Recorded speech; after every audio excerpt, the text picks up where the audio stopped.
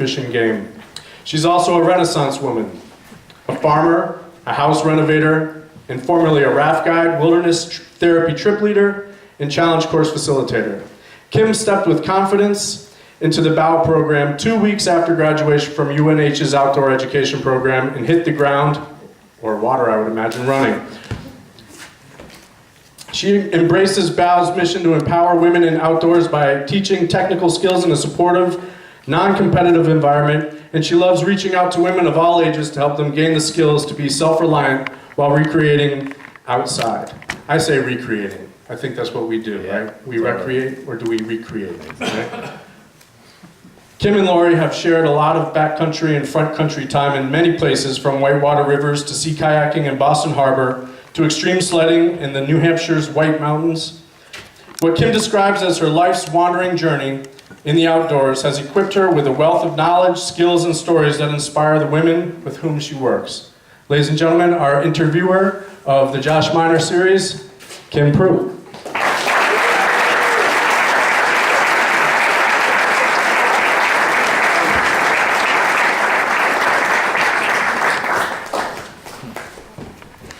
I guess I'll get on the stage first. So thank you very much for the kind introduction. I am here to interview one of my favorite people on the planet. I was fortunate enough to meet Laurie as a transfer student into the University of New Hampshire Outdoor Education program. I walked in the door during December break and did not know what I was going to find.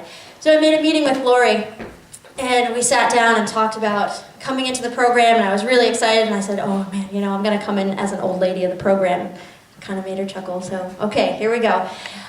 One of my favorite ultimate memories is not only the ultimate sledding, where she was my partner, that's a story in and of itself, but it was my first opportunity to sit in a whitewater canoe, and I was able to partner with Laurie, and it was an unbelievable experience. Never have I, learned how to whitewater canoe until taking her class, but never had I moved into an eddy with such precise motions and maneuvers.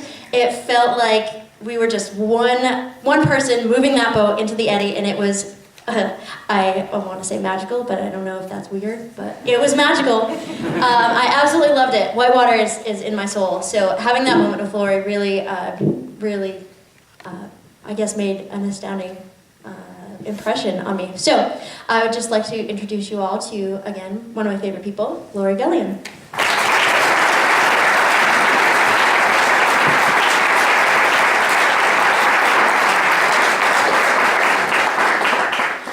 So I guess we're going to start with beginnings, early beginnings. Please tell us about your environment in which you grew up. I think I was incredibly lucky to grow up with two parents who were really oriented to the outdoors. They were actually city kids to start with, but my dad was a forester by training, and what we did as a family was essentially to play outdoors. There weren't really a lot of options back then in the 50s in terms of structured activities. We just went out and we traveled in different ways. My dad, coming home is what I've done here coming to Beckett. I lived in Pittsfield, Massachusetts at the time. My dad was supervisor of the state forest, worked for the state, and that was the playground, as well as the Appalachian Trail here that runs down through these particular towns. And those formative experiences for me were spent with my family, being outdoors sometimes for days at a time, doing really, really wonderful things. And in fact, on the Appalachian Trail near this town, was the first time that I ever met a thru hiker, and I think I was about 7 years old at the time on a day hike that we were doing. And I don't remember the fact that this guy was a thru hiker, but what I remember was he was a vegetarian, and it was the first vegetarian I had ever met. And he had come from Georgia, and I remember looking up at him and saying, "What did you eat?" All the way from Georgia. So I most appreciate the fact that that was a way of life for us. My dad later moved, we moved to the Boston area because he was the director of Forest and Parks for the state and then the commissioner of Fisheries and Wildlife. And it was during a period of time in Massachusetts history when the state was actively thinking about ways to create accessible recreation for people in urban areas. This was back in the 60s. And it was important to my father at that time to not only provide more rural experiences, which exist out here because of a lot of state land, but also to create opportunities in the city. And that's when the state of Massachusetts created all the urban pool programs, and they did the ice rinks at reduced prices to make it easier for kids to be involved in ice activities. And there was a real commitment to save historic properties as well. So he was an amazing public servant his entire life. And in that same vein, my mother was a public service in a different way. She strongly believed in a lot of different causes, largely through her affiliation with the League of Women Voters, which was an unbelievably active organization in the 60s. So as a very young child, as my mother was advocating for certain activities, we would be standing in grocery stores or on street corners leafleting people on a whole bunch of issues. And for her, it was environmental activism. She really believed at the time that all of those towns outside of Boston were going from farmland to suburbia with a lot of development, that there really needed to be an effort to save public lands, especially wetlands. So she was a Conservation Commission member at the time in the town that I spent my formative years, basically junior high and high school. This is in the town of Chelmsford. And even then, there was still an amazing amount of open land. And my first whitewater experience, I will admit this, was with a gang of girls, because there were a bunch of girls in my neighborhood that were really interested in doing a whole variety of things. Rope swings in sand pits, no water underneath, seeing if you could make it around without falling into sand. Swimming in streams that maybe we shouldn't have been swimming in, but why not? And there was this beautiful cranberry bog with a stream that would flow out of it in the springtime. And think about all the development going on and all the stuff that hangs around a development site. And the ethic in the neighborhood was you could never take anything that the builders were needed, but you could take anything that was laying or in the dumpster, that was laying around that area. So we cadged all kinds of stuff. And we built rafts. And in springtime, we decided it would be a really good idea to build this raft and send it down this stream from the cranberry bog, unfortunately through a culvert. And created a rectangular-shaped raft that did not work. So my first whitewater experience was trying to extricate myself from a really badly developed raft with a bunch of screaming girls who were trying really hard not to go through the culvert. Perhaps there was a better way than that, as I learned later on. But we also spent a lot of vacations up in Maine, because my dad had a fishing and hunting camp up there. And I think I'm talking to the right people. You know what it's like to be a free-range kid, I imagine. You probably know what it's like to roam. How many people roamed as kids? We were just out there having deeply visceral experiences in a particular landscape. And that's a lot of where I think our love for the landscape that we work in so many different ways comes from.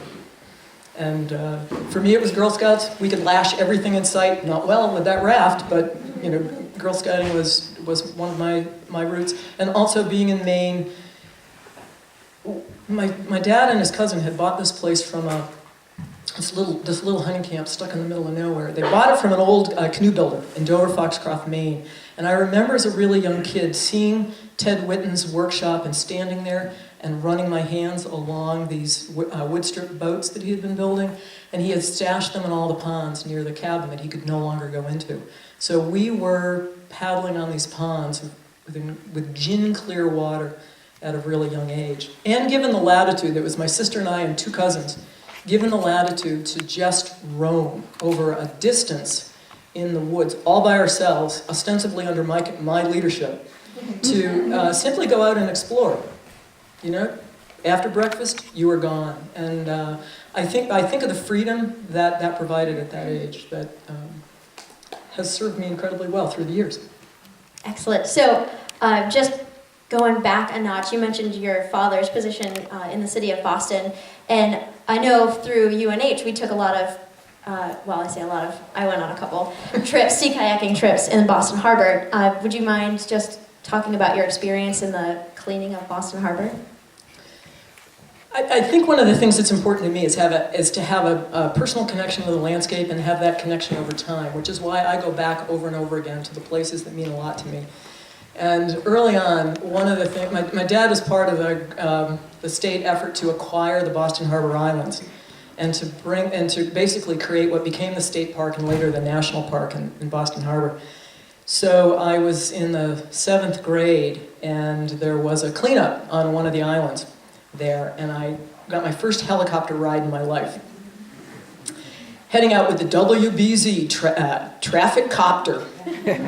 And my father and I were in this helicopter flying out to the island to manage a whole crew of people that were coming out from the local communities, coming out by boat. There's actually a fair amount of support locally for the acquisition of the islands because they were being trashed, completely trashed. So the goal was to clean up Grape Island.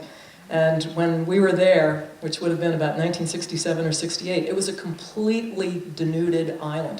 There had actually been sheep grazing that had happened there, but it was completely filled with trash from wind, from water, and from people partying on the islands. And I went back another time to help with the cleanup of Grape. That's the island that I've been bringing UNH students to so many years later. And so the people, and there's people that have been on that trip, and it's an opportunity to really see a change in the landscape for me, and a landscape that I've really wanted to share with people who can begin to perhaps appreciate what the passage of time can do for creating a wild space again. You know, there's certainly evidence of civilization in so many different ways, but it's been rewilded. So I guess moving from being the wild child out there roaming out in the woods, what was your first organized outdoor pursuit or team or adventure? What was your first opportunity that there was an outdoor adventure for you that was in an organized fashion, like an opportunity for women, whether it be in school or college or even beyond? Where was your first? Like formal? Formal, there's a good word, yes. Beyond the Girl Scouts? Beyond the Girl Scouts, yes. Yeah, going through time. You know, when you think back to that time period for me when I was in school, I graduated from high school in 1972. That was the year that Title IX was passed, that mandated equal opportunity for women and girls in athletics, but also in other endeavors. There were no interscholastic athletics when I was in high school. We didn't have that. And I say that to students these days, and they're like, "You're kidding me. You had nothing?" I'm like, "Nothing." You know, we were outdoors. That's the option that we had for the most part. And my first formal experience that involved physical training and working together with a team of women was rowing at UMass in 1974, 75, 76. You know, it was about that time that college athletic programs were beginning to implement that legislation and providing opportunities. And I was telling this story in the car on the way down here to the students that I was traveling with, and it was a period of time for me when my partner at the time believed that I couldn't do that I would not be successful as a rower because I'd never done anything like that before. And so I said goodbye to that person and tried out for the team.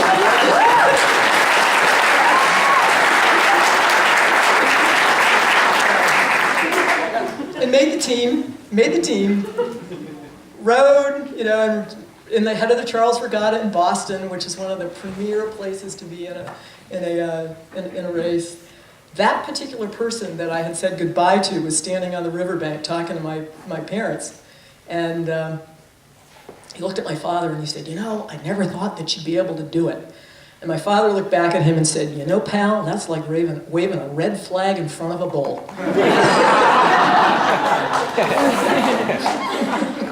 Yeah. No, that's a good scenario right there. So, in college, did you row for all 4 years? No, just for 2 years. For 2 years, okay. Yeah. Just out of curiosity. Yeah. What were you studying in college?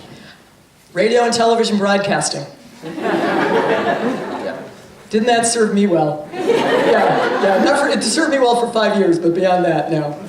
Yeah. So when you exited college, what were you doing? Were you using that particular area of study, or did you go right into going back into the outdoors? No, I actually worked as a news reporter for almost 5 years after college. This is in Western Massachusetts.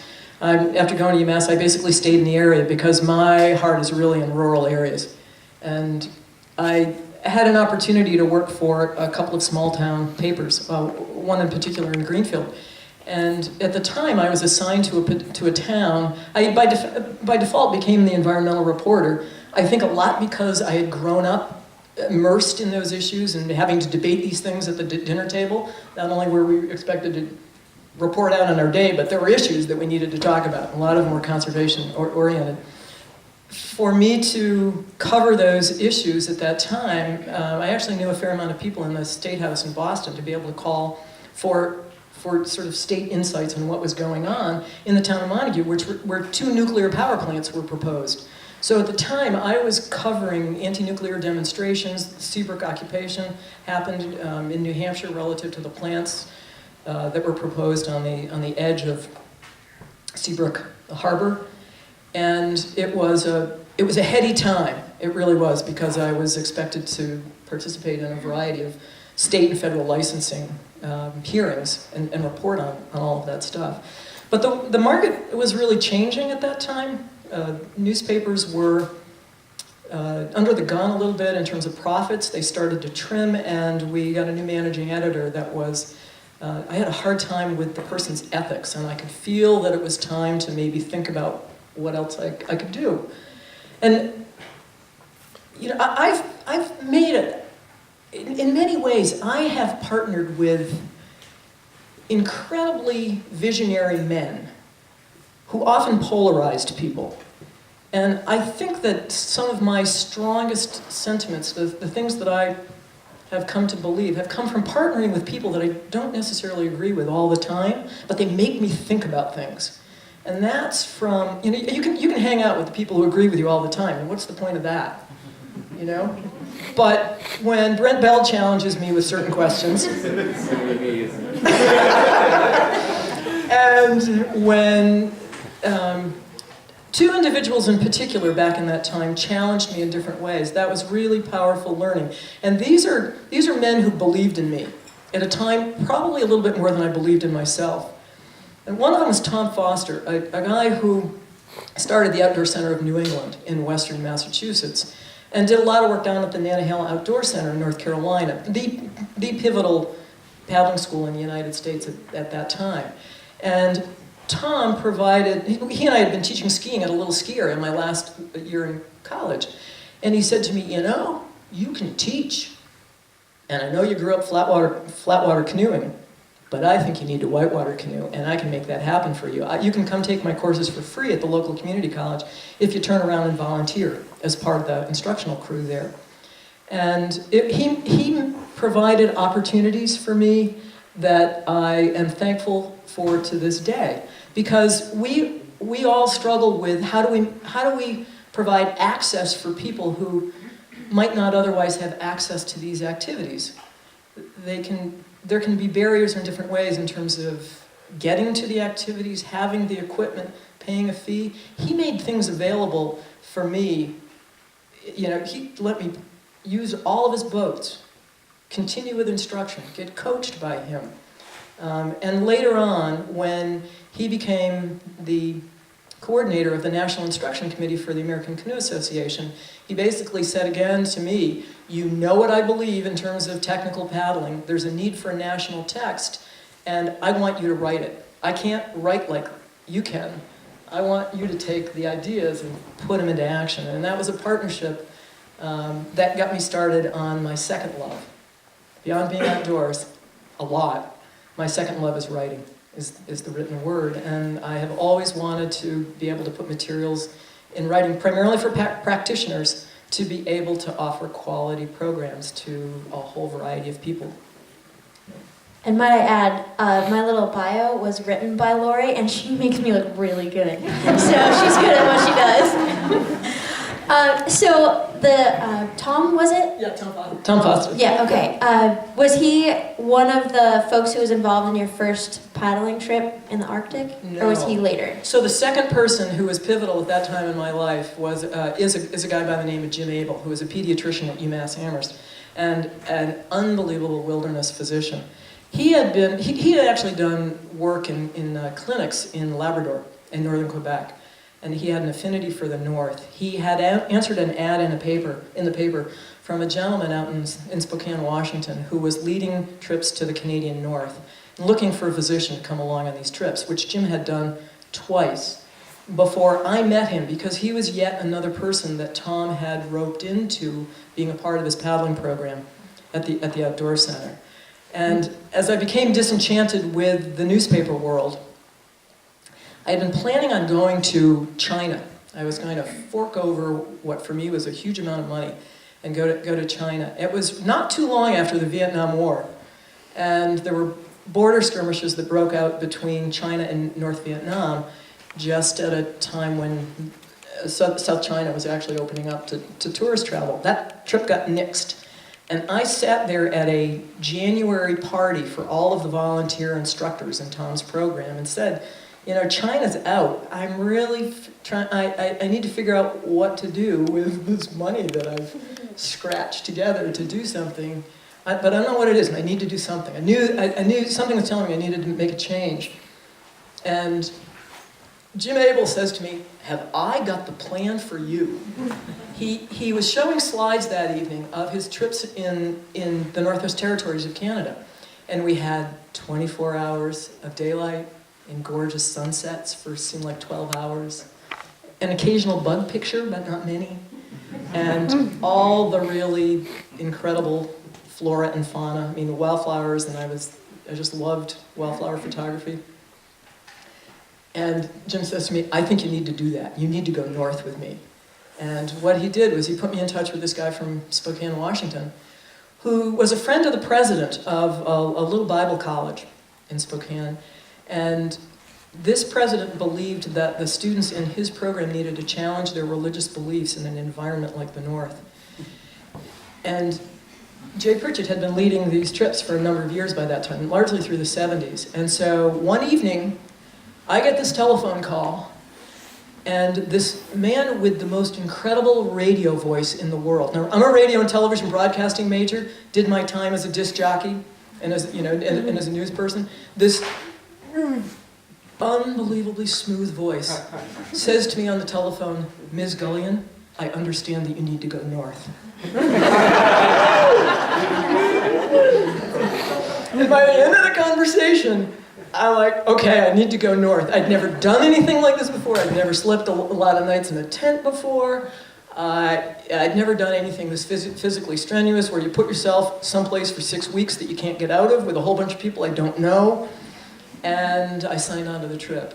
And it is the best decision I ever made in my life.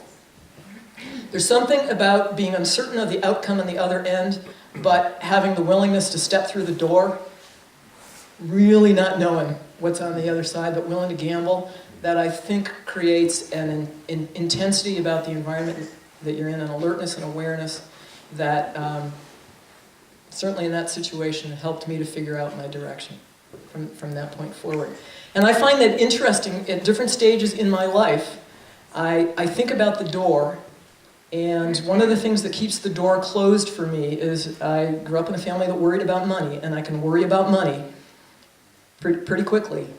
And, you know, opening up that door and stepping through is some of the most, those are the most important steps I've ever taken in my life, truly. One of the things that helped, you want to ask? You're good. Go with I don't know where you're going. Okay, well, I'll make a little side note. So this trip, this pivotal moment in your life, there's one element that you had to do in order to go off, and it has to do with stability and maybe the lack thereof.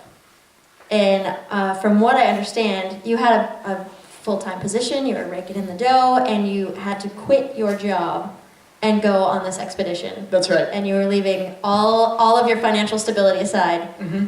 Every time I hear the story, I want to do it, by the way. So, yeah, I think that's a big moment in your life, a pivotal moment. Yes. So, something else that you've mentioned to me about this trip also is the amount of women empowerment, and perhaps at the end of the trip, maybe what that looked like. Okay. All right. Well, the other thing I'm going to say about making that decision, it was also at that time in my life that I met another person, a brand new relationship. And when I explained to Bruce Lindwall that I needed to go north, I really thought that I needed to do this trip. For the first time in my life, I had a potential partner who said to me, "That sounds amazing. I think you need to do that." You know, that's right.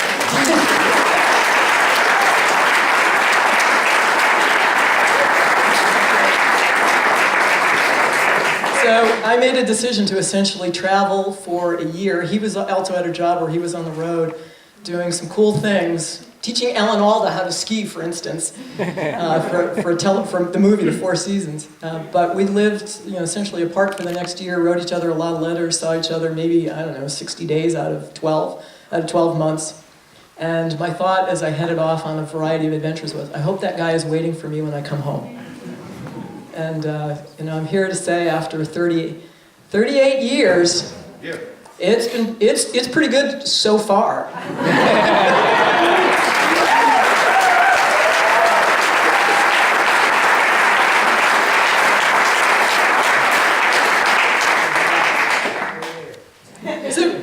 So what happened on the trip in the Northwest Territories is I had no clue really what 1,300 miles meant in 6 weeks. It's like, well, that sounds like a good idea. Until I was in the middle of it, and I'm like, oh, that's like paddling to Chicago.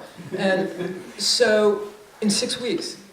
But it was so profound. There were 11 women and 9 men on this trip, a really large group for the time. That doesn't happen any longer, but it was a way to get a lot of people on the trip to essentially reduce the cost to everybody. It was incredibly cheap, which is not the case.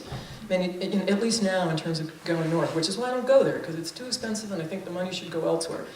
But on this one, it turned out after we finished this trip, and it was a different finish than what had been intended, but that's what weather does to you. That's what climate does to you.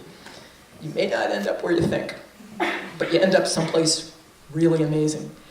And it ended up that we had to abort the last leg of a trip, and ended up going into the village of Baker Lake instead. This is the first time that I'd ever been in a northern village where indigenous peoples have been moved from the landscape into a town so that for the benefit of the Canadian government, they can provide improved services.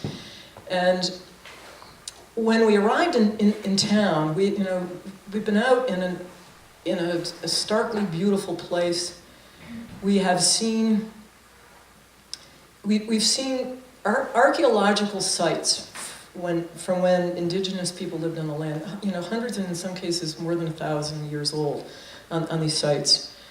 It was not an easy life, so I'm not trying to romanticize it, but it's amazing to travel through the vestiges of that land when people have lived on it, and then come into a village that it's pretty clear when you come in who controls it. Now this was 1980.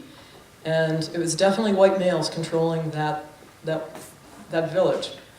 And we were able to, they were incredibly welcoming, they were incredibly friendly. They opened up everything for us. They opened up the Hudson's Bay store, they opened up the school so that we could take showers. Hot water for the first time we've seen. The kids were amazing. And in this culture, the kids are treasured.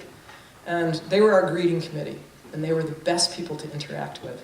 They wanted to touch everything and climb in our boats and talk to us about, what we'd been doing and where we'd come from, and it was absolutely wonderful. We had to keep them out of the school, and we had to lock the door in the bathrooms because they followed us everywhere. But there were 8 women on this trip by this point, all in the shower room, in the girls' locker room in this school. We just showered, we're totally naked, and we're all standing in front of these really large mirrors. They're for little kids, so you can see your whole body, because the mirror is right there in the right place. And all of us were like, yeah. Yeah, we did that, because none of us had ever done anything like that in our lives. And we had just done that incredibly well. So It was just flexing muscles. Yeah. In the bathroom for, I'm here to say, a period of time.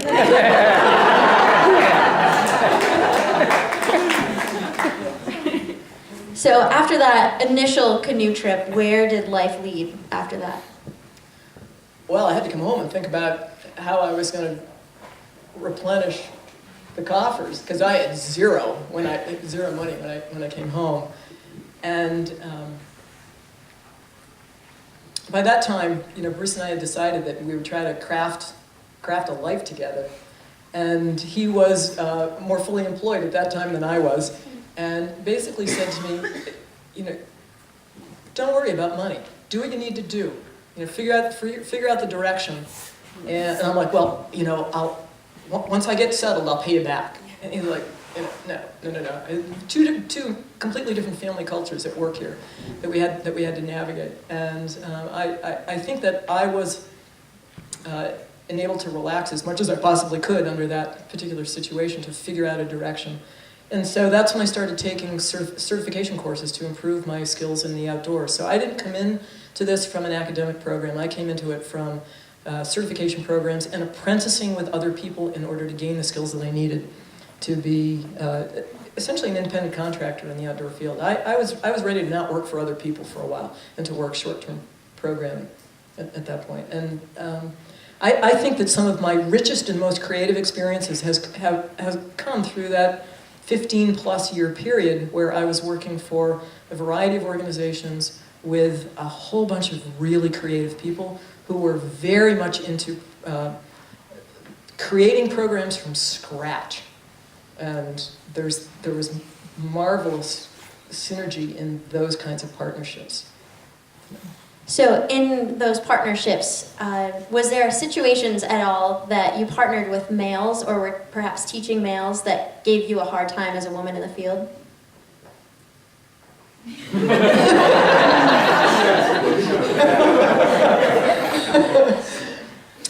Yes. And how did you deal with them? Well, one of the things that happened was that Jim Abel offered me the opportunity to go back and lead trips with him in the Arctic, because he was taking over this Arctic Barrens expedition program. Now, I had gone on record after this trip in writing a series of articles about the experience, and I wasn't all that far removed from it, so I hadn't been able to glamorize it yet. One of the things I did was I contributed a story to an anthology called Rivers Running Free, Stories of Adventurous Women, which is still floating around out there because people still talk to me about that book. And I'd written this preamble to my story of that 1980 expedition, and the title of the preamble was called Bugs. And it was all based in having to eat a meal one night where black flies had completely obscured my meal. That's how thick the bug hatch was that we were in. And so Jim gives me this opportunity to co-lead with him, and all of that was gone. And I'm like, yeah, I gotta go back. And again, part of it for me was, my head was exploded through these experiences. Not only was I feeling physically secure in my own body in so many different ways, but I had developed the confidence to realize that not only could I rely on my own wits, but I could be part of a group experience that was interdependent and cooperative under really adverse circumstances. That was important to me. But the way that my head had also been blown was that being in a northern community and seeing what had happened to the indigenous peoples and seeing the political stuff in that environment, I was really unsettled about it, and I needed to go back for a variety of reasons. And I think that the partnerships that I had through those years and leading those trips are monumental. And my partner from 1982, Dave Sue, is sitting right over there, and 6 weeks in a boat together. We paddled with the same person to develop the skills that you really needed to be able to not only get yourself downriver, but to rescue others if they were in trouble. And there's those connections are really important. So I continue to work with incredibly strong-willed men, and that was beneficial. I became Tom Foster's first full-time employee at the Outdoor Center of New England and helped him craft that. I don't consider myself a visionary. I think at times I have a very good picture about the way things should happen, but what I can do in partnering with people is make the dream efficient, or operationalize the dream. And that's the way that I have partnered with a variety of people, male or female. You know, and one of the things that happened, you know, one of the things that happened early on was I applied for a position with a paddling school that shall remain nameless. And this is in 1981. A friend of Bruce's was actually the manager at this paddling school, and he knew me a little bit through my association with Bruce, and he wanted me to come and work for the outpost that summer at the Whitewater School because I really love canoeing, and he wanted me to be able to teach the general public. This place had hired only nationally ranked kayakers in the past, all male, as it turned out. And when he proposed that I be hired to fill out one of the positions at the outpost that summer, the manager of essentially the general manager of a sort of a three-phase operation, they had a variety of businesses up in the North Country, said to him, well, she's not a national team paddler, and can she really paddle? And you know, this is one of the most important allies that I had at that particular point in my life. And this is a guy by the name of Bruce Conover, who was a kayaking instructor at Hampshire College. And he's like, yes, she knows how to paddle. Yes, she wants to interact with customers. No, she doesn't want to do a 3-hour workout before the public arrives and then be exhausted through the teaching. And you've never questioned before a person that I've recommended to hire. And why are you questioning me now? So what Bruce Conover said is that if you're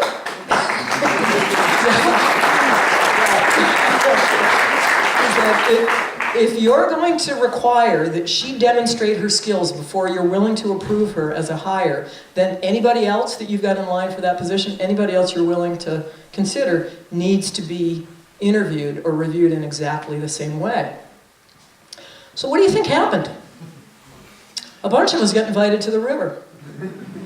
The Saco River in North Conway. I was the only female. There were 7 other guys, and we show up for a group interview. Okay? And you know, it's an interesting situation. Discrimination can be overt, as it was in this situation, or you know, it can go underground a bit and be covert. It definitely exists, and one of the things that I've decided at different times in my life is how am I going to deal with that, and how am I going to have an impact in a different way, you know, in whatever way. Makes sense both for me, for my own personal health, mental health, and dealing with the situation, and perhaps for the other people in that situation. This was a very competitive situation, okay? The manager sets it up, not my ally, manager sets it up. My ally was not there. So we're on the river, and he says, okay, what I want you to do is I want somebody to take the first leg here, and I want you to set up a play program here, and we'll all follow. We'll do a follow the leader format, and we'll just see how people paddle. Okay? I need a volunteer. I wasn't volunteering. I really wanted to see what the competition was like, because this was a highly competitive situation.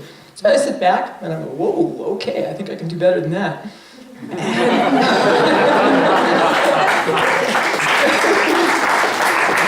He asked for another volunteer, and so another guy steps up. I'll do that. And I'm like, okay, I think I can master that. Okay, we get to the hardest part of the river, the hardest stretch of rapids, and he says, and the manager says, okay, we got the hardest stretch here. Who's going to volunteer for that? And a bunch of people look at each other, and I go, okay. and so what I decided to do, and this was pretty evil. I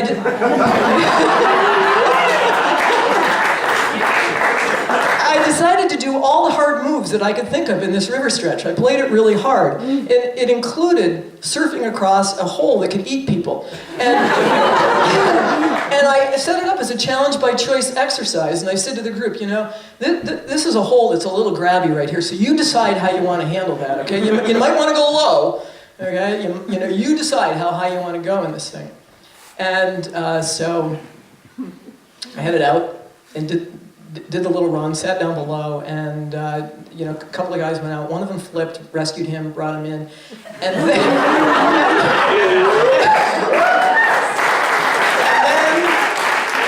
then the manager flipped.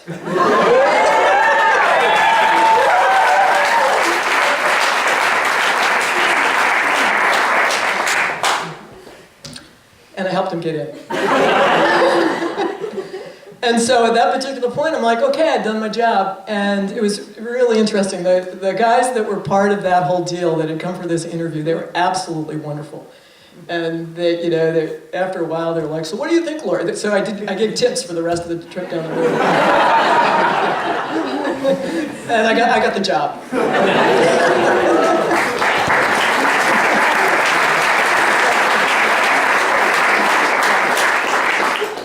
To be a fly on the wall for that one. Oh my word. So that was during your contracting period, is that right? Yeah, when I was doing all the independent work. Yeah. Okay. Something else or another company that you worked for too was the Outdoor Vacations for Women Over 40 with Marion Stoddard. Can you just tell us about what you did and who Marion might have been for you? All right. This is towards the late 1980s, I think it was. Could have been the mid-80s, and we were doing some women's paddling workshops at the Outdoor Center, and Marion came to one of those workshops. They were set over 2 weekends, so we'd ease people in on one weekend, and then they could come back for another weekend and keep improving. And she had just finished an Outward Bound course, and had been thinking about starting a new business. She, up until that point, had been a conservation activist in the town of Groton, Mass., particularly because the Nashua River flowed through her town. And during that period of time, she had been a strong advocate for cleaning up the Nashua River. When I grew up in the 50s and 60s, the rivers in that area flowed in colors. Nobody would ever think about swimming in them. They flowed in colors because of the textiles or the paper that was being made on those rivers. They were absolutely unclean. And you think of all the great environmental legislation that happened in our country during that period. You get 1968, the Wild and Scenic Rivers Act was passed. 1970, the Clean Water Act was passed. The Endangered Species Act was passed. The Environmental Protection Agency was established in the 70s. That was massive amounts of environmental legislation that helped to clean up rivers. And it's people like Marion Stoddard who worked not at the federal level but at the local level. And she testified at the state level a lot on behalf of efforts to clean up the Nashua, because she was sick and tired of having a smelly, colorful river flowing through her town. And she was an amazing advocate. She won a United Nations award for her environmental activism. Okay, so here she is. This is before she got the United Nations award. I would have been like, ooh, at that point. But she came in and she said, I've just finished an Outward Bound course, and I'm looking around, and I am the oldest person on these programs, and I'm sick and tired of being the oldest person. She was in her late 50s at the time. And she said, I've got this idea for a business, and I want to talk to you about outdoor vacations for women over 40. She said, I know that there's women my age who need an opportunity to be outdoors, physically fit. They may be in a position where their kids have left, it's now time to do something for themselves. There may be single women who are looking for people to do things with.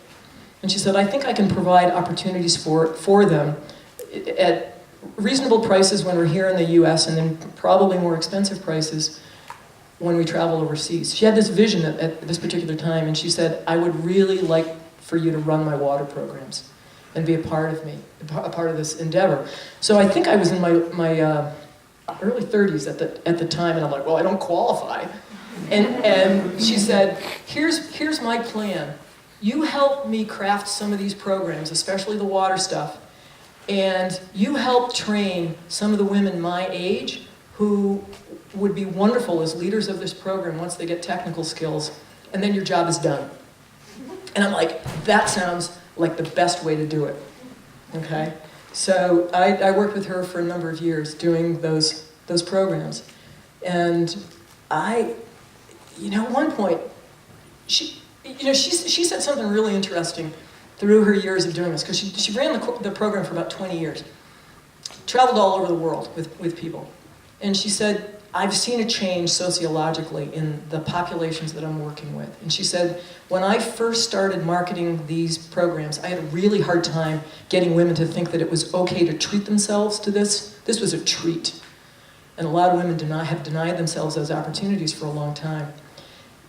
And she said they had several barriers that they needed to overcome. First of all, many of them needed to ask their husbands for permission. And second of all, they needed to ask for the money. And so this is the 1980s. And then within a decade, she said that all changed. There were more women who were working outside the home. There were more women who felt that they had the ability to make those decisions for themselves. And her business by that time was taking off as women in their, she had people all the way up to the early 90s who were part of her program, who made the decision that this was something that they were going to do for themselves with other women. Some of the most profound experiences I've had were in the White Mountains with these women. And I remember one in particular where we were hiking out of Pinkham Notch and heading up doing this sort of roundabout route that we were going to end up Tuckerman Ravine area, okay? And on the way, we passed these guys who were about their age. And one of the guys, with the most genuine of intentions, says to this group of 10 women, "What are you doing out here alone?"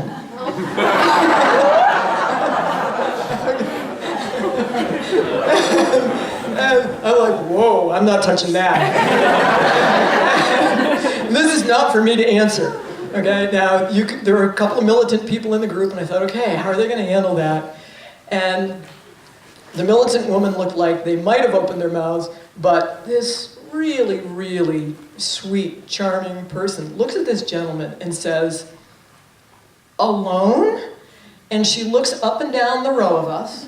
Okay, we're pretty sweaty and we're pretty dirty and we've clearly done a pretty arduous hike. And she says, "I'm with 9 of my new best friends." It was an amazing response. She said it in the most cheerful way at that particular time. Oh my God, that's awesome. So coming out of more or less that 15-year period where you were contracting out for the education programs, what was your next step? Looks like you went back to get your master's. I did. And I did it as an old lady. Yeah, old lady. Old lady power. I think I was 36 when I went back to school. I was 36 when I went back to get a master's. And one of the things that triggered it was that I'd been... yes? Anybody wish to share? Bruce was doing a dissertation. Well, he had started on a master's program. He was a science teacher at the time and did this program at Worcester Polytech one night a week and loved it. Absolutely loved being back in school. Well, that was intriguing. And then he loved it so much, I came back off of an Arctic trip in 1988, and he said to me, "Hey, just wanted to let you know I've signed up for grad school."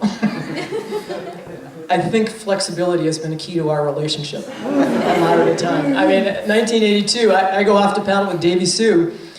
He and I are getting married in the fall, and I left him to plan the wedding, with elements of the wedding with my mother. Yes!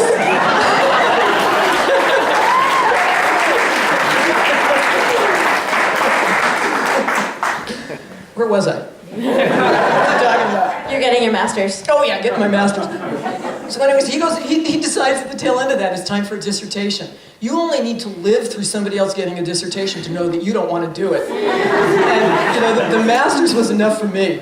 And what I thought at the time was that I needed to improve my business background in a lot of ways, and in order to continue working for organizations, and perhaps to bring some skills to some of the educational programs, the college programs that I've been working with on a part-time basis, that this master's would really help in terms of program administration. So the only thing that was available to me, given that we were rooted in Western Massachusetts, was to go to the sport management program at UMass, which has a strong emphasis on collegiate athletics and professional sport. And in my interview, they accepted 25 people each year. in my interview, I'm like, can I do all of my project work, all of my research related to outdoor programming? Because that's really my focus. Or is this just not the right program for me? And they invited me in with open arms. It was wonderful. While I was there, they also tried to tell me that I needed to leave the outdoor world and I needed to work in professional sport. And to the point where I'm like, okay, well, I'll do an internship outside of New York City and see what that's all about. And in a really short period of time, like, whoa, I'm not going to do that. But I also knew in the back of my head that if I were to do that, I probably would be divorced and I'd be really unhappy living in the greater New York metropolitan area. And I thought really seriously about whether I should jump back into the outdoor field. And I made that decision to come back, and that's the best thing I ever did at that point. I did work for the UMass Sport Management program for a while, primarily teaching writing courses. And I worked part-time for the Outdoor Leadership program at Greenfield Community College. And probably one of the best people that I have worked with was Kate Douglas, who was at that time the coordinator of the Outdoor Leadership program. A long, New Games Foundation person from a long time ago, a Project Adventure person for a long time. She is the best person I've ever worked with, and the best supervisor I've ever had, because ultimately she worked up into a dean's position at the college, and I moved into her position as the coordinator of the Outdoor Leadership program.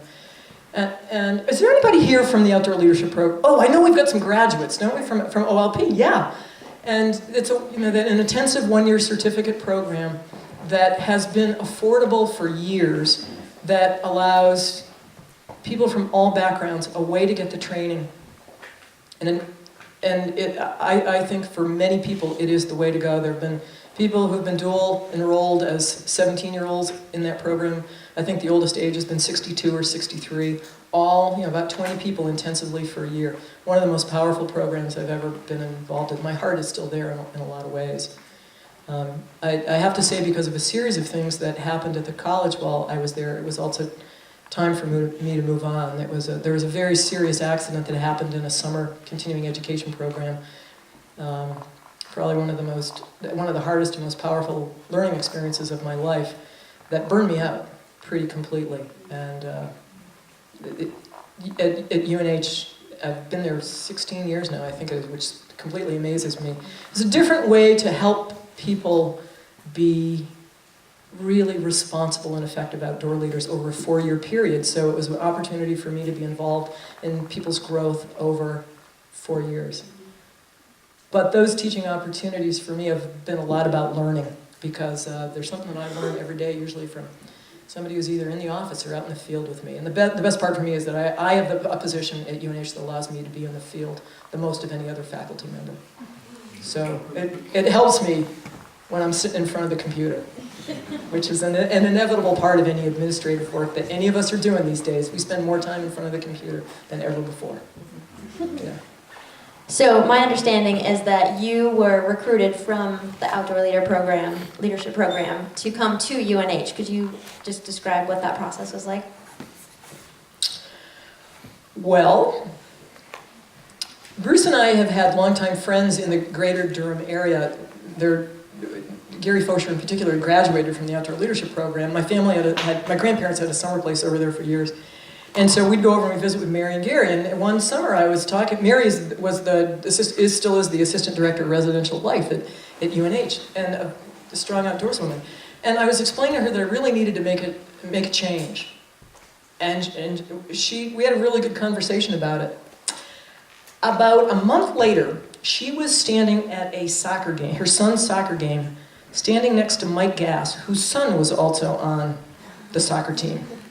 And Mike turned to Mary at one point and said, "Hey Mary, our hiring freeze has been lifted. Do you know of anybody who might be a good fit for us at UNH?" And Mary says, "Well, I just talked with Laurie a month ago and she's looking to leave Greenfield."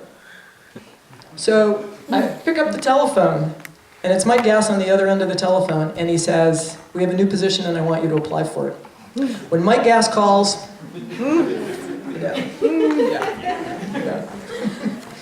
So how many people were you in the running with for the job, the new open position at UNH? I had no idea at the time that was the only person I was the only person they interviewed. And if I'd known that, I would have negotiated harder.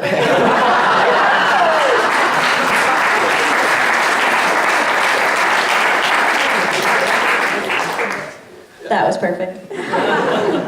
So, you've been at UNH for 16 years now. I know as a student that I've been impacted pretty greatly. Are we running out of time? Oh, okay. Sorry, I saw the look. Just checking. Okay. How do you see your impact throughout the years of being at UNH? How do you feel that you've impacted students or the program itself? Why don't you ask them? Anybody? I don't know. What's that? You changed my life.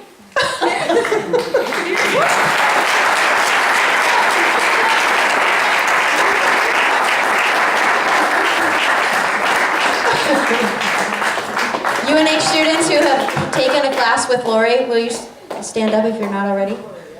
Okay. Anybody have something to say? How has she impacted you? She organizes my entire life. Oh, she's an organizer. Excellent. Amina, you got something? I have never been challenged as much by anybody in my academic career as I have at work. She's the best. And I think both challenged and so supportive. Yeah. I mean, it's Absolutely. like the epitome of challenge and support. And I think she does it from such a place of love. And 13 years later, I think that, I still think that. And she just like epitomizes the leader you want to be. So watching her is like, it's incredible. Her quiet love and humor throughout any experience, every day. Yeah, and I would say working with college students now, especially women college students, asking me what it's like to be a woman in the outdoors, I'm like, let me tell you about Laurie Gullion. I was telling you guys that Laurie Lee was someone that you never wanted to let down. That there was like that care, but also that concern and that just total badassness that like you never wanted to be like not your best in front of Laurie. In regard to that, my first leadership experience with Laurie at UNH was subpar. I have never felt more frustrated and at the same time driven to do another trip with her and change that, and it made our second trip together a really formative experience for me. Awesome. Thank you, everyone. Yeah, thank you very much.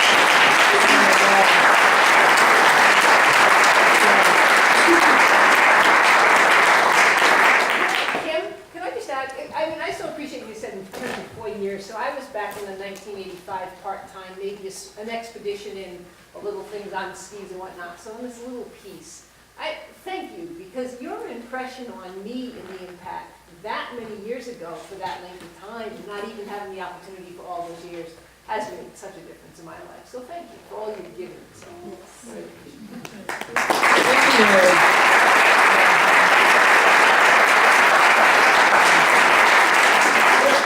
When I interviewed at UNH, one of the questions that I was asked is, if you come here to UNH, what do you want your legacy to be? And I was like, I worked hard, I did a good job, and I made it, and I helped people be better at what they do. I don't know, it's as simple as that. I mean, that's for me. Well, I certainly think you've done that and more, as everyone has shown. And I absolutely agree, by the way, as someone sitting up here, being completely honored just to be asked to be here doing the interview with Laurie. All of those things are 100% true. She has, when I was in the program, not only my whole support system, but also a cause of my neuroticism. Like, okay, A+, A+, A+. Because, oh, all right, I'm grade driven, but she also took me out of that grade-driven mindset and put me in a place of you can learn this, and it's the experience. It's not necessarily the grade. So that was one of the first times in my many years of taking college courses that I was in this program, and it was like, okay, you know what? It's time to step back and say it's about the experience. It's not about the grade. So it was helpful not only in my school career but in my life now. So thank you. Go ahead. Thank you.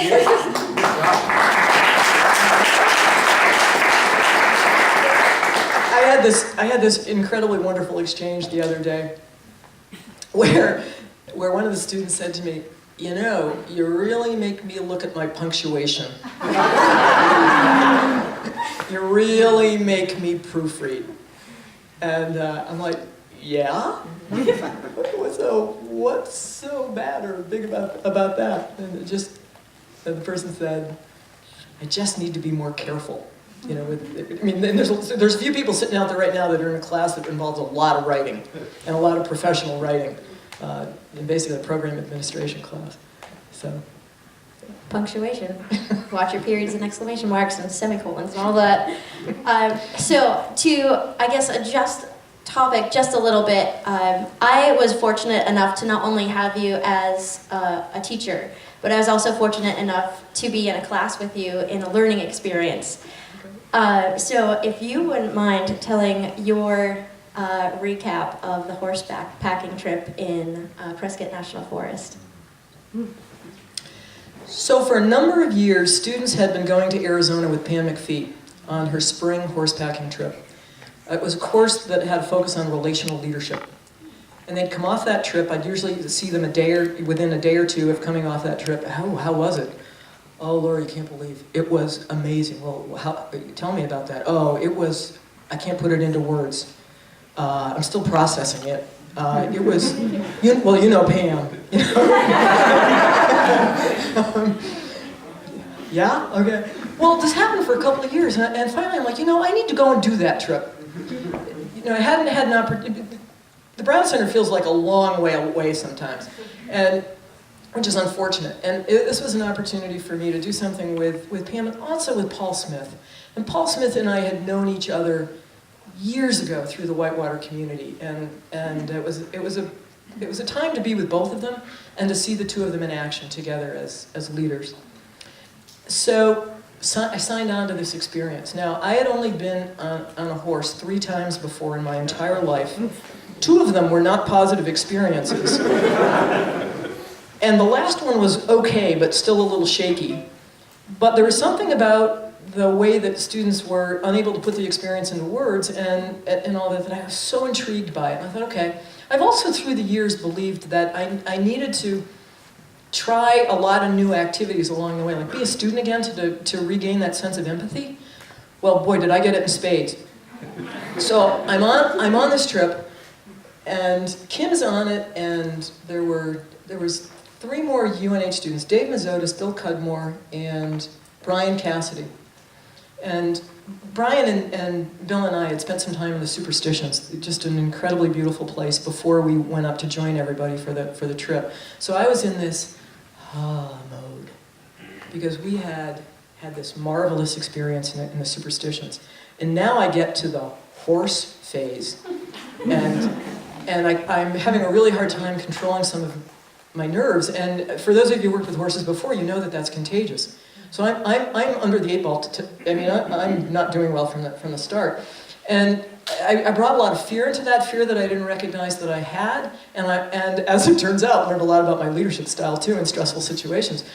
And where I haven't, there's other situations where I feel incredibly competent, and that's a whole different circumstance. But to feel really incompetent is important at times, and this was it. Okay, so I had a really hard time managing my particular horse. We were assigned a horse, so Bandit and I were together on this trip, and it was a tumultuous relationship. And I think a lot of times I expect that if I sort of lay out some parameters and guide in different ways, that people will sort of like, oh, okay, I see that. I can see where I can make an appropriate decision. Okay. This does not work with a horse. Especially a 3-year-old horse that is still in the training process. So what was fascinating at one particular point was that Bandit was basically having his own way now for like a 24-hour period. And Pam would come over and rescue me, and she'd help me calm down, okay? And then Paul would come over and rescue me and help me calm down. And then it turned out that my horse really liked another horse. And always ended up near Dave Mazzotis' horse. Okay, so now I got a situation where Bandit is still not cooperating because I have not yet learned how to create a solid relationship. And I looked at Dave at one particular point, and of course I'm looking, and I'm behind everybody else. So now I put all that beginner pressure on myself. Oh my God, I'm the last one. Oh, I can't do this. And I look at Dave Mazotis. He's got the bit in the horse's mouth. His horse is doing fine. His horse looks great. And I say to him, Dave, I really, really need your help. And he goes, what? I said, I'm having a really hard time getting the bit in Bandit's mouth again. I just can't seem to do it. And he's like, really? I said, yeah, I really, really need to. Can you come over and like block him out? Or you might even need to put the bit in so I just see how you're doing it. And he's like, really? Now this is a guy in our program who is super, super quiet. Really, really quiet. And he comes over and he manages Bandit. I'm like, oh my word.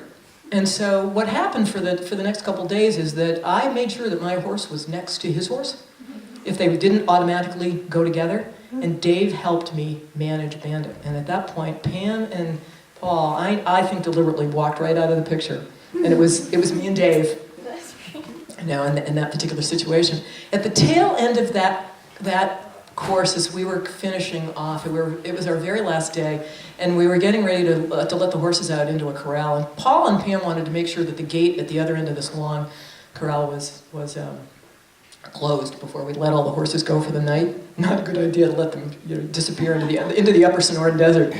So they asked Kim and I to be a part of their little foray out into the field. And Pam had just given this amazing demonstration of how to trot and how to canter. And she's a glorious equestrian. It was just poetry.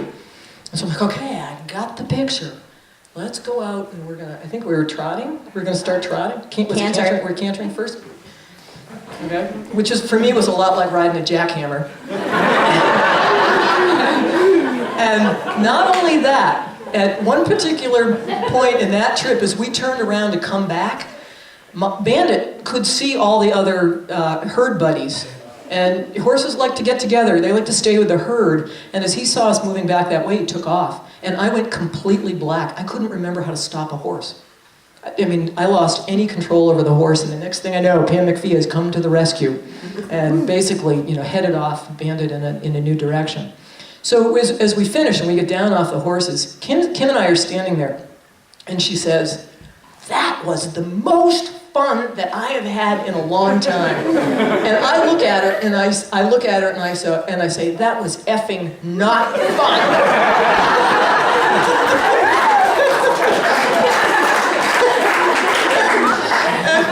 and she looks at me and there's this look of dismay on her face, and she said, oh, I guess I need to be more aware. That was the biggest learning opportunity I had right then and there, to understand that I wasn't the only person who existed. I was having a blast, and wait a minute, she thinks she's gonna die on that horse. So it was a fabulous opportunity for me, and really helped me learn perspective. Oh, sorry, I lost track. Is this still working? Okay. All right, so as all good things do, all stories must come to a new beginning, we'll say. And at some point, retirement's gonna happen. What do you have out there? Do you have any visions of what adventures you might have, or what outdoor connections you're going to keep with OE, Outdoor Eds? It is coming to that point in my life where I sort of wonder what's on the horizon. I'm not the kind of person that's going to slide slowly into retirement and take to the couch. I would go nuts in a really short period of time. But I think that my two loves will continue. I absolutely will continue to work in the outdoors on a part-time basis. It's something that I love to do. I started in especially teaching kids, getting families outdoors. I want to work for organizations that do that. I don't need to go into more remote locations to do that. I really think that there's a need for it in more urban and accessible locations. So that's what I would look at in terms of continuing on in a new way. And I think in a way it really is returning to my roots. I think as well that writing has been a constant theme through my life for a long, long time. I've got 2 more books that I need to do. One of them I need to finish, which is I wrote a kayak and canoe gangs book for the American Canoe Association years ago. And Janet Burnett County and I, from Zora Outdoor, and I put together the second edition of that. That thing has been sitting on the shelf for close to 4 years, where we are trying to finish 2 different chapters. And let me tell you, I don't think that you can work full-time and write well, because some of my best writing has happened when I had the flexibility of managing my hours.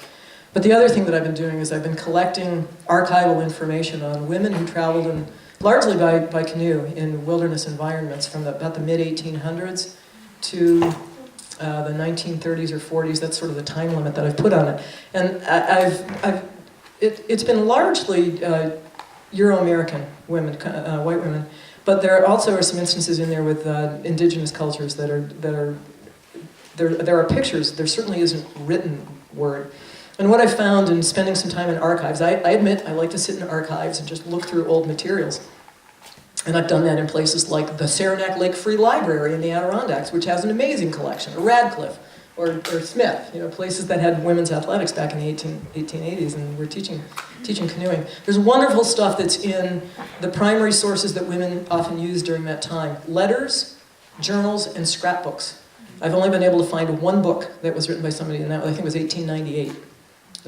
So I have a drawer full of material that needs to get organized in some way. So it's a project that I hope to finish at some point. But boy, I have a lot of organizing to do. Yeah, but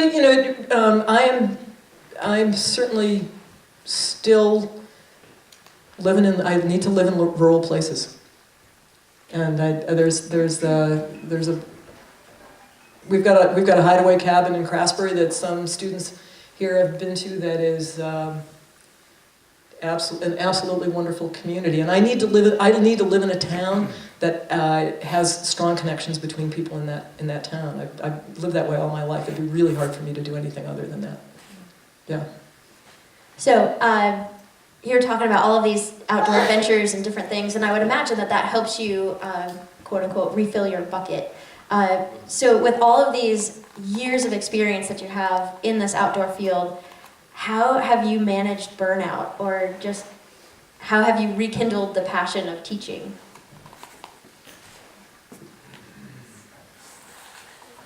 Wow, isn't that a question? Well, I often don't do the same thing twice, so that I vary the way that I teach to keep myself interested and energized. I also think I have very clear boundaries between work and my personal life. I do not answer email in the evening or on weekends. I don't give out my phone is not for texting with students. That's for my life with my family and friends. I make sure that I have opportunities when I'm not teaching, when I'm doing things just with the people in my life who are important, that provide me with an opportunity to maintain those connections. Those connections are really important to me. Davy Sue is a perfect example of somebody that I've known since 1982. We had profound experiences together in the Arctic, but also teaching together, and I believe in maintaining those connections with people, just as I believe in maintaining connections with students.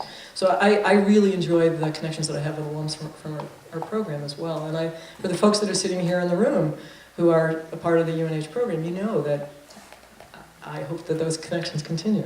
So I really get rejuvenated by people. I tried traveling alone. There was a period of time, I think it was in the 80s, when there were some anthologies coming out. Susan Fox Rogers put together an anthology. She did a couple of them, but one of them was on women traveling in solo experiences. And there's many people who like to do that. I tried that. I tried to do a trip up in the Chickchocks where I would backpack over the headwaters of a branch of the Cascapedia River and then paddle that river. And there was something profound in that I wanted to do. And I did it alone over about a 10-day period. I was bored to tears part of the time. So for me, a lot about being outdoors is the connections that I have with other people. And I think that's what kept me going. But it also happens within the experiences, that are work experiences for me. I like to laugh. I really think it's a great equalizer, and in so many different ways. It certainly has relaxed me in my learning, and I hope that that's been a good part of the learning for people that I'm teaching. And I just like gut-busting laughs. So I strive for those. And that's helped in life. Excellent. So I think we experienced some in our extreme sledding. Just to share with you what that extreme sledding was. Actually, you know what? Let's have our presenter share. What was extreme sledding? We were doing this trip in the White Mountains. It was a winter experience, and we start this I don't know, we were out for 4 or 5 days, and we start in a pouring rain. Absolute pouring rain. It's 40 degrees and raining, and it's raw. And of course, the temperature then plunges the next day after we're wet, cold, and we get snow cover over what's really a crusty surface. So it made the cross-country skiing a little rugged, although we tried it. But what it made incredibly perfect was the extreme sledding on Triple I Road, which comes off of 93. And one section at a pretty steep angle. The 2 leaders of the day that evening for evening activities, this is not a group that went to bed early in the wintertime. This was not a 6 a.m. be done with dinner and crawl into the sleeping bag. This was a 6 a.m., okay, what are we going to do? So the 2 leaders decided that what we were going to do, because it was snowing softly at that point, was we would go down to a little tiny bridge that was over the brook, beautiful cascading water, light snow. We had to bring our sleeping pads, and we did yoga on the bridge. I think probably about, I don't know, at night, and it was maybe 15, 20 degrees, I think. Yeah, okay. And they were really good about it. We didn't do it for long. We did it for a good period of time, and it was magical. And then they thought, hey, why don't we finish off a little rousing activity so that everybody's warm before we go to bed? Let's take the sleds that we hauled all the gear in, and let's have essentially a bobsled run. And that's what we did on this massive hill. It was Kim and I together as partners, trying to go the farthest. We won. It wasn't a competition, but we won. Just saying. And we were loud, we were noisy, we were laughing hysterically as we did it. Yep. Yeah. So that, I think, helped fill my bucket as well. And as a note, something that I've learned from you about maybe refilling the bucket or doing something for yourself is one moment, and I'm not even sure that you're going to remember this, when I was sitting in the fishbowl. So it was a little room with computers where OE students hang out. And as usual, I was pretty amped, and I was about sky high, rattling on and on and on. And Laurie, because her office is right down the hallway, would come in and talk with the students, and off she would go doing whatever she would do. So there was one day I was just sky high, just going a little bit crazy. My energy level was not manageable, and she started coming in, and she said, I'm going to go for a run, okay? And we had this conversation. She's like, you know what? I need to get away from you. And she had to go running. So that was perfect for me. Another learning opportunity of that's how I affect people. All right, very good. Get away from me. So that was just something that I have personally taken away from you. Okay, I need to focus on myself and get away from that energy. Perfect. So I have totally forgotten that. I figured. So, well, I'll ask one last question. I don't know how we're doing on time, but I figure we can open it up here pretty soon. If there's something that is there anything that you would do differently about your path to where you sit right now? Well, there's another unscripted question. You had a lot of them, which is really good. Well, is there anything I would do differently? What would I do differently? It reminds me of something that our sister-in-law gave us at our wedding. It was an applique saying that really nicely framed, that said "no regrets," and it's hung on our wall in our different houses for a long time. And I really don't have a lot of regrets at all. That's a really, really hard question.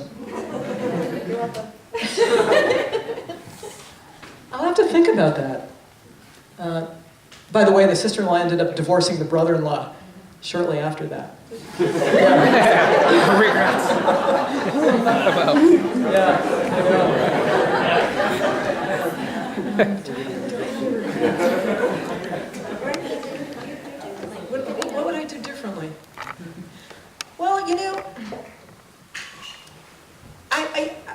I think I have too many interests rather than too few. So there's lots of other things I could have done through the years. I could have gone into gardening in a big way. I actually could have stayed in television, radio, and broadcasting if the scene had been different, because there's pieces of that really appeal to me. There's lots of things I could have done that would have been really interesting to do, but so be it. No regrets. Yeah. Perfect. Yeah. All right, so I guess just as a last thought, is there any words of wisdom that you would like to give to the whole group?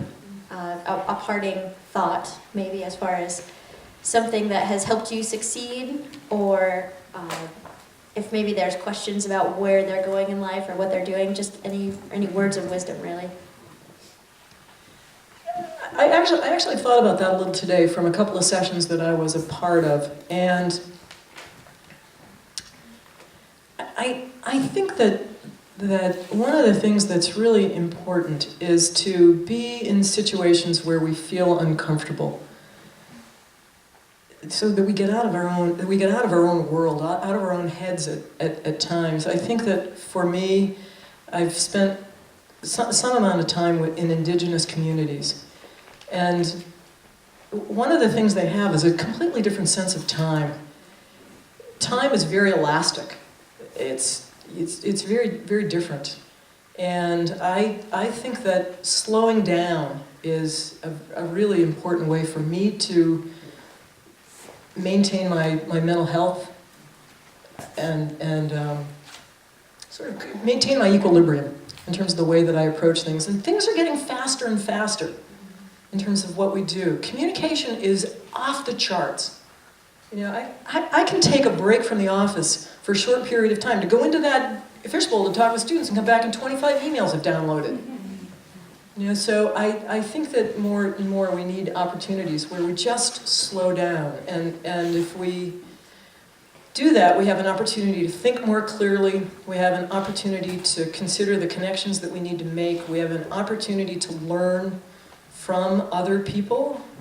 And I think from the exposure that I've had in indigenous communities, to be willing to live at a slower pace can teach us much. You know, instead of rushing off to things and rushing for the next thing, but to take the time. More than we do sometimes. Yeah. Cool. Well, did you want to open it up for questions? Yeah. Any questions from the crowd? I can take the mic and run it to folks who recognize us. Be your runner. Hey, thanks.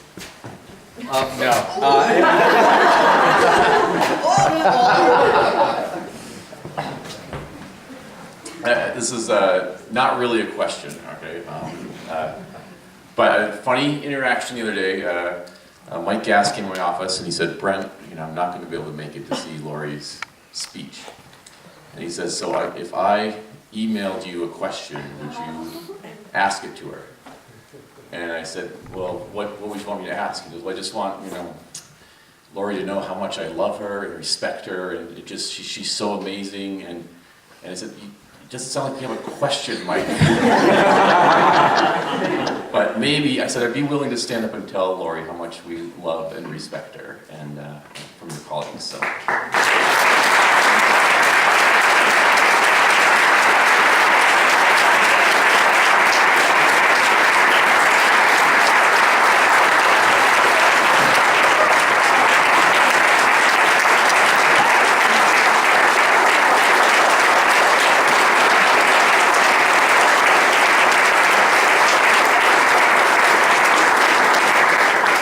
Do I get the last word? Well, do you want more questions? No, yeah. No, I think it's time to stop. One of the things. No. I know I said I wasn't going to ask a question, Laurie, but I think. And Laurie knows that. But I was thinking about your question about legacy, which is tough for all of us. And we all know that we love to learn from our experiences even though we don't like that. And I'm thinking, what would you say were one or two of the bad experiences that affected you enough that you said, I will never do that again? A big learning experience for you. And you need to leave out the ones with me in it.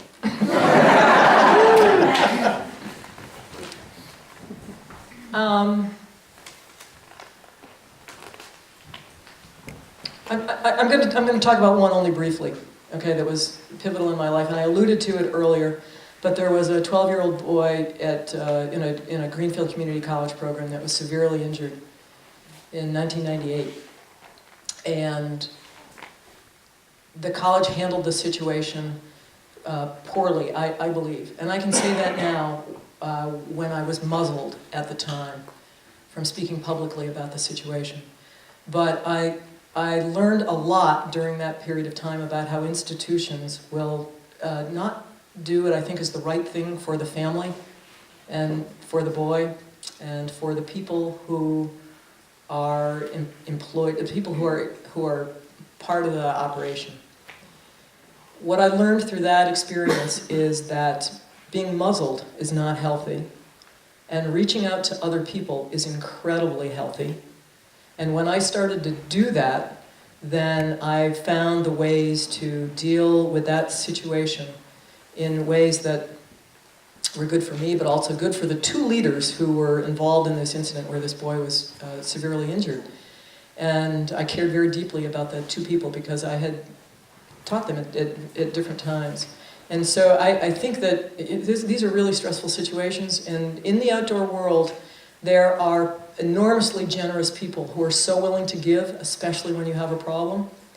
And I reached out to Debbie Yango at the University of Alaska, who had experienced a very similar thing the year before, and she spent a lot of time with me, counseling me in terms of how to handle the situation and what I might anticipate as this scene continued to unfold, as it did for 4 years. So I so appreciate that, what I learned from that horrible situation. What I think I could have done differently in terms of the impact on the family, but I didn't have the skills at the time.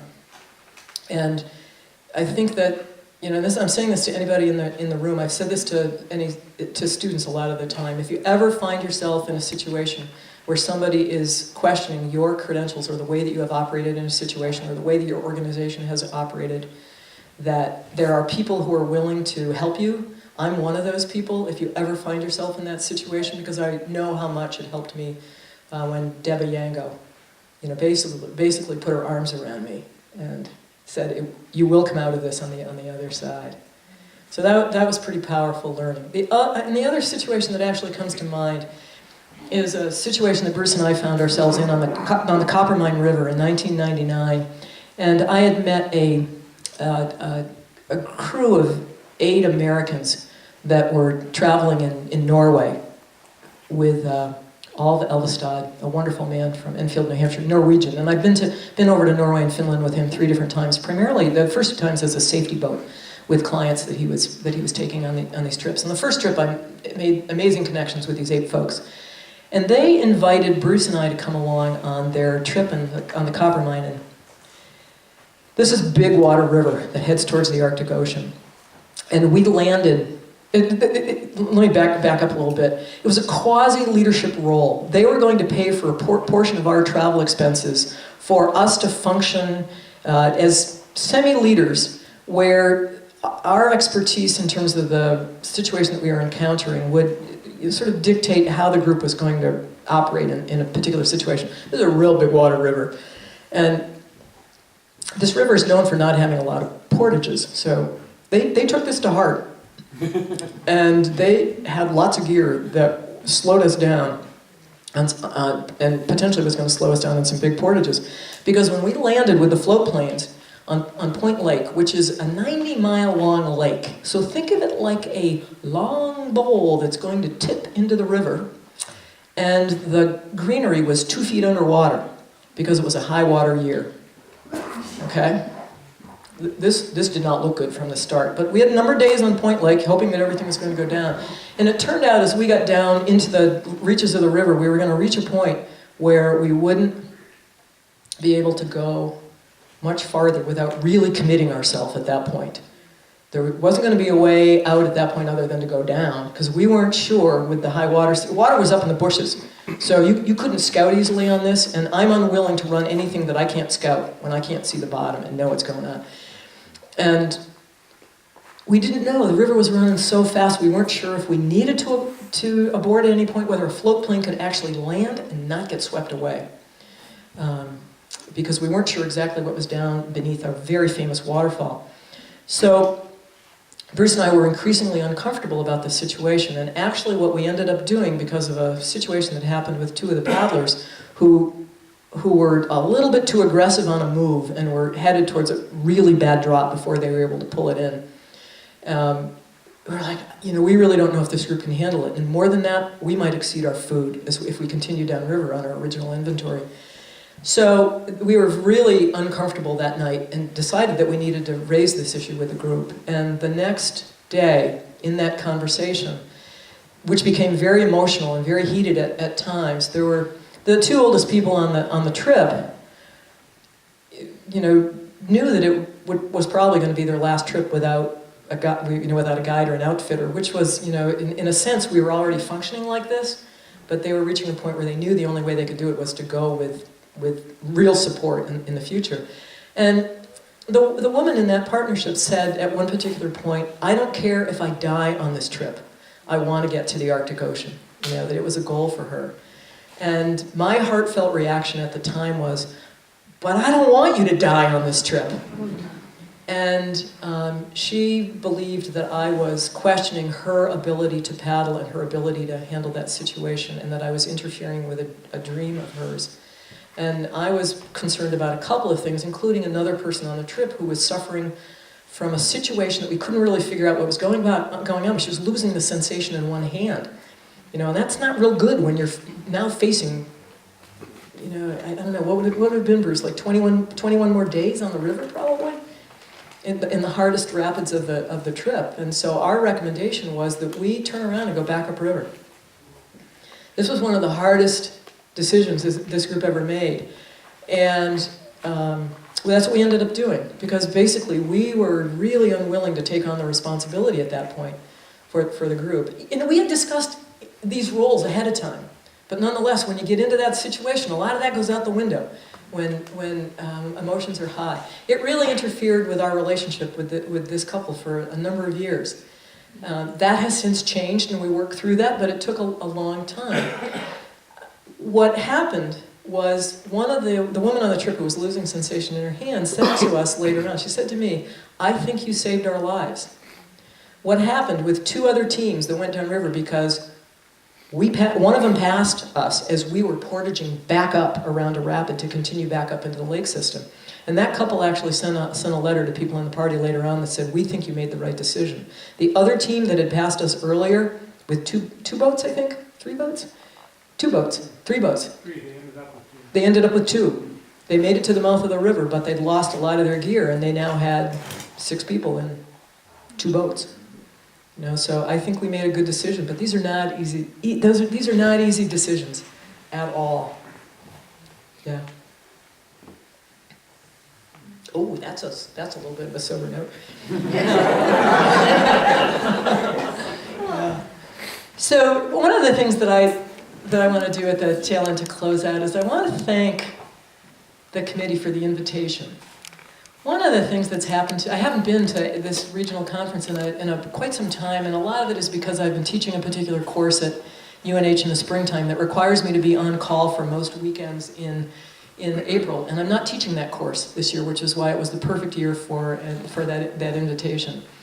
And I have realized in being here for for today and last night that this is a wonderful place to be, and I let it go too long.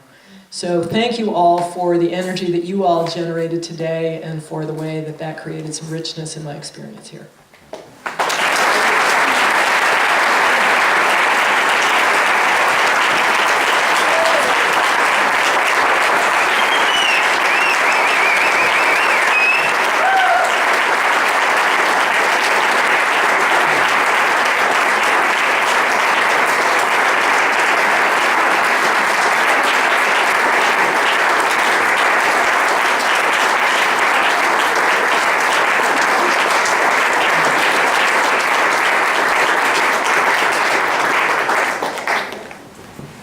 Well, I believe also, yeah, I believe also that, that I've heard that there is the request for a UNH photo. I guess apparently it's a good day to be a Wildcat, I guess. Every day is a good day to be a Wildcat. Go Terriers, and but